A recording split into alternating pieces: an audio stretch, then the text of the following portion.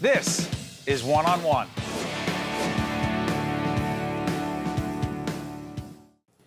We are pleased to welcome back Ed and Sue Goldstein, who are the founders of the Valerie Fund for Cancer and Blood Disorders, and they were, in fact, inducted into the 2016 New Jersey Hall of Fame recently. We want to congratulate you.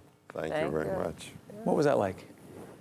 Well, I think it was a little shocking. But well-deserved. Well, yeah, I think the Valerie Fund well-deserved it. Yeah. That's why we were there to represent That's right. the organization, the Valerie Fund. And for those who, people know the name, the Valerie Fund, but they may not know exactly what it is and how it started. Talk to us. Well, we started right after we lost our daughter, Valerie. What it was, we were treated at Baby's Hospital in New York, which was an all-day affair getting there and back and forth. And as you well know, at that time, once you did your chemotherapy, it was a constant upchucking. Right. And you're driving on 80, 78, the Garden State Parkway, right. And you're stopping constantly. And there were so many people there who couldn't see their children on a daily basis for a lot of reasons. Financial is the main one. And Sue and I just decided that it's not right. New Jersey has a lot of fine institutions and great doctors. Why isn't there a facility in New Jersey? There was nothing in New Jersey for pediatric oncology. You had to either go to the big cities, New York or Philadelphia, or you were treated by an adult oncologist, which is totally different than a pediatric oncologist. And we had our first meeting with our group. We gathered a lot of friends together and people and told them what we wanted to do.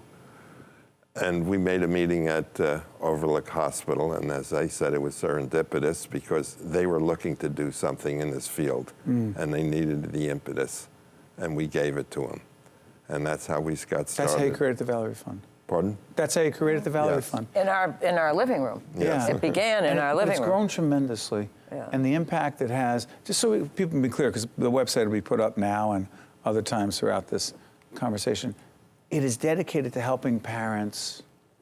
It's a comprehensive health care for children with cancer and blood disorders. That's our title there.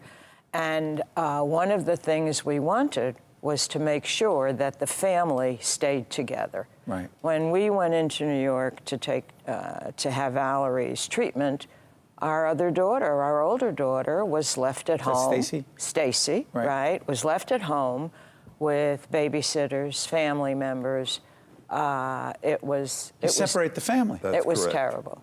It was terrible. But I've always been fascinated by this. We had your executive director on as well. Oh, Barry? Yeah. Barry's great. Yeah. And I thought to myself, when I was thinking about both of you,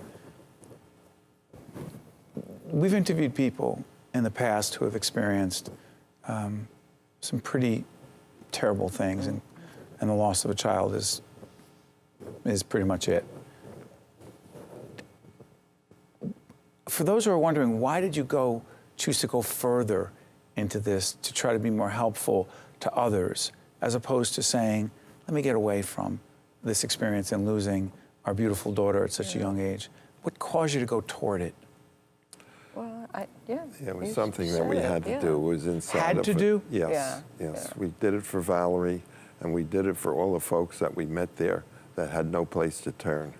To go into New York, we met a couple who was from Sayreville. Not a couple, the mom, she would come on a Saturday, and the father would come on a Sunday.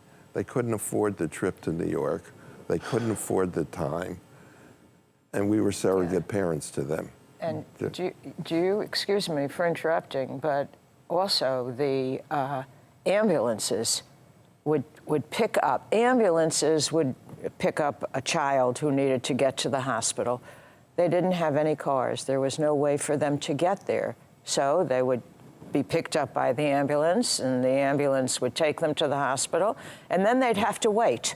And now you have a bus service. Yeah. Right. By the way, you're connected to so many different hospitals, but Newark Beth and St. Joseph's, too, we know very well. You're connected to them as well, right? Right. Is there Camp Happy Times? Yes. Yeah. Could you mind if we show a clip? Not at all. Camp Happy Times is part of the Valerie Fund, right? It is the Valerie Fund. It is. It is a Valerie Fund camp. We just called it Camp Happy Times I think it's a great for the name. kids. Yeah. Can we mind if we take a look and we'll talk about it? No. Love to. Let's take a look. You get to enjoy all the freedoms that camp gives you and still have all the responsibilities of being whatever age you are. By the end of the week, nobody wants to go home. Having the ability to come back to being with other people that have been ill, like yourself, and then get to go back to, you know, what I kind of call my real world, you know. My real world is, you know, what a large degree the Valerie Fund has given us, in that it gives you the independence to know that you will not be your disease for forever, and you will remember being sick, but it will just be a period of time. Wow. I'll tell you a funny story about that.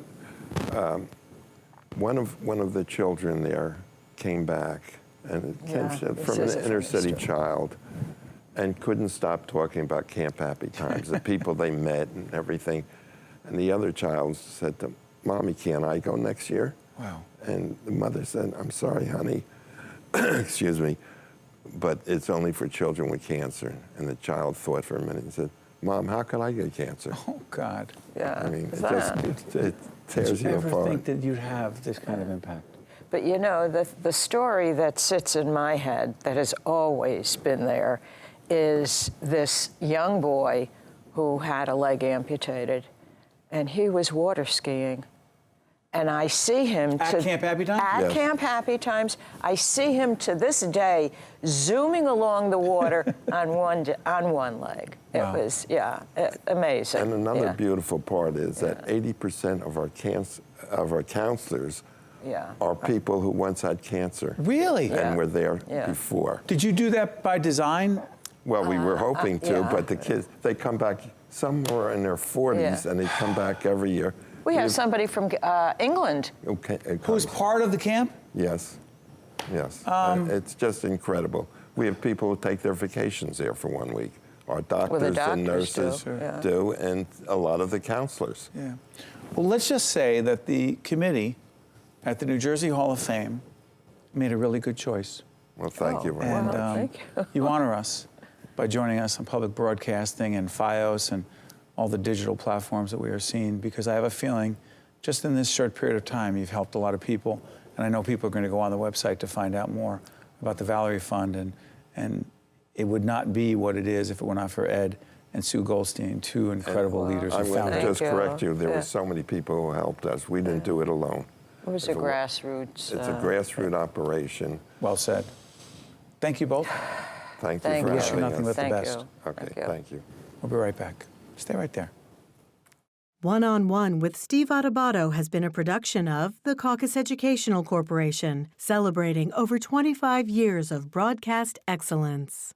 Funding for this special edition of One-on-One with Steve Adubato at NJIT has been provided by TD Bank, PSE&G, RWJ Barnabas Health, Choose New Jersey, the law firm of Gibbons PC, Prudential Financial's Global Communications Department, and by Verizon.